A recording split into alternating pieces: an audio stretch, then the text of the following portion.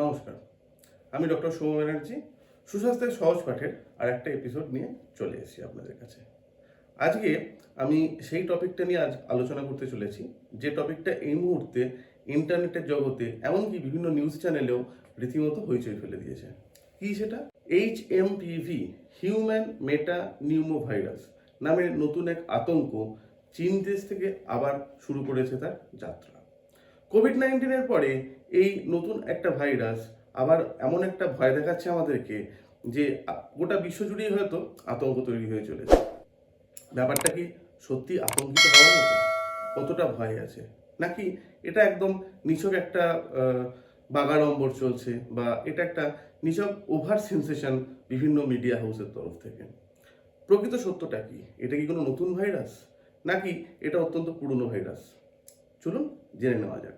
2001 সালে নেদারল্যান্ডে প্রথম ভ্যান ডেন হুগেন বলে একজন এই ভাইরাসটার কথা নিয়ে একটা পেপার পাবলিশ করেন। 2004 সালে ভারতবর্ষের পুনের ন্যাশনাল ইনস্টিটিউশন অফ ভাইরোলজি থেকে একটি পেপার পাবলিশ করা হয়, যে পেপারে ভারতবর্ষের প্রথম এই HMPV ভাইরাসের খবর দেওয়া থাকে। তার পরবর্তী ক্ষেত্রে দিল্লির all India institution of medical science বা এমসে এই নিয়ে একাধিক গবেষণা হয়েছে এবং তাদের বিভিন্ন পেপার 2004 সাল, 2005 সাল, 2006 সালে পাবলিশ হয়েছে। এই ভাইরাসটা বাচ্চাদের ক্ষেত্রে খুবই কমন একটি সর্দি কাশি তৈরি করা ইনফেকশনের ভাইরাস। এই ভাইরাসটা এমন কিছু ভয়ানক ভাইরাস অন্ততপক্ষে এখনো পর্যন্ত ছিল না বা নেই, যেটা নিয়ে অহেতুক আতঙ্কে ভুগতে হবে। ঘরপোড়া গরুরা সিঁদুরে মেখে বরাবরই ভয় পায়। সদ্য একটা প্যান্ডেমিক থেকে সেরে উঠে গোটা বিশ্ব যখন নতুন করে নিজের হাত পা সরাচ্ছে, সেই রকম পরিস্থিতিতে দাঁড়িয়ে আবার তাকে যদি একটা নতুন ভাইরাস ঘরের মধ্যে কুঁকড়ে দেয়, তাহলে ভয় তো লাগবেই। স্বাভাবিক, আমাদের ক্ষেত্রে প্রত্যেকেরই সেই ভয়টা কাজ করছে। কিন্তু চায়নাতে যে ভাইরাসটা আউটব্রেক করেছে, সেটা হতে পারে মিউটেশনের ফলে কোনো নতুন স্ট্রেন তৈরি হয়েছে, কিংবা জেনেটিক্যালি ইঞ্জিনিয়ার্ড কিছু একটা হতে পারে। এই নিয়ে প্রপার কোনো তথ্য এখনো পর্যন্ত পাওয়া যাচ্ছে না। যতটুকু তথ্য পাওয়া গেছে, এমনকি খবরে যেগুলো প্রকাশ করছে যে ভারতবর্ষে HMPV ভাইরাসের ইনফেকশন দেখা গেছে, আউটব্রেক আবার হয়তো লক্ষ্য করা যাচ্ছে। আবার যেটা বললাম, 2004 সালে পুনেতে প্রথম এই HMPV ভাইরাস নিয়ে রিপোর্ট করা হয়েছিল। সুতরাং 2025 সালে দাঁড়িয়ে এটা ভারতবর্ষের বুকে কোনো নতুন ভাইরাসের আমদানি হয়ে গেছে, এরকম একদমই নয়। এই ভাইরাসের যদি কেউ ইনফেক্টেড হয়ে থেকে থাকে, তাহলে তার কী কী সমস্যা হতে পারে?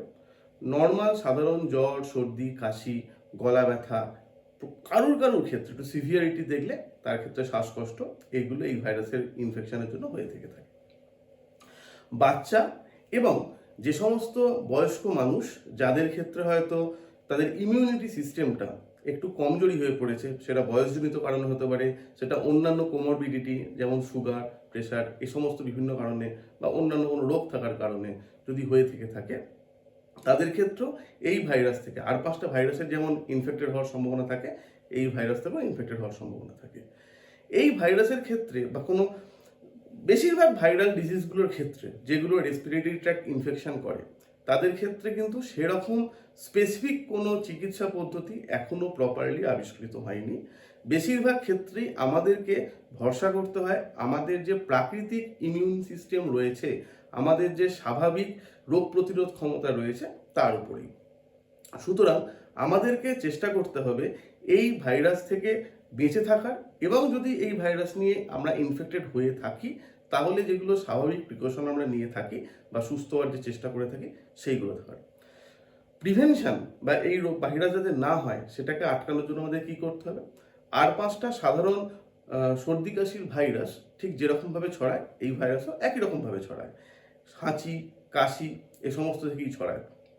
সুতরাং যখন আমরা হাঁচি কাশি হবে, তখন আমাদের নিজেদের মুখ থেকে হাঁচি কাশি করা, প্রয়োজনে মাস্ক ব্যবহার করা, হাত ধুয়ে খাবার খাওয়া, বা একাধিকবার অন্য কারোর সঙ্গে হাতে হাত মেলানোর সময় হাত ধুয়ে নেওয়া, প্রয়োজনে হাতটা স্যানিটাইজ করে নেওয়া, এই যে বেসিক হাইজিনগুলো মেনটেন করা, এইগুলি আমাদেরকে এই ভাইরাস থেকে বাঁচার জন্য করে চলতে হবে।